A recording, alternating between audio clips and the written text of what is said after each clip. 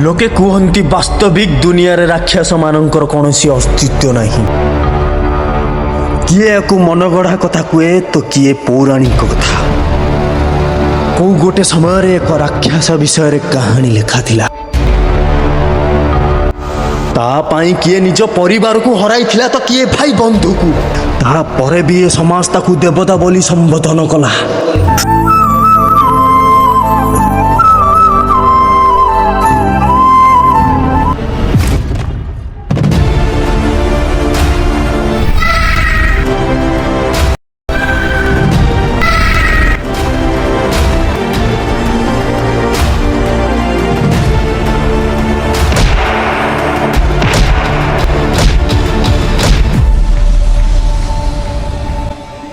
भिड़रे अछु भिड़ भितरे रहिबु भिड़ भितरु बाहरिले भेड़ा हाइकी जीवु।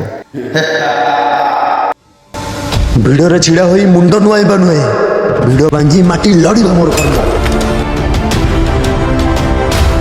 शेष हेई पारे कलिकाल डेरी हेई पारे बेल भूल जीव नहीं तो कर्मर फल।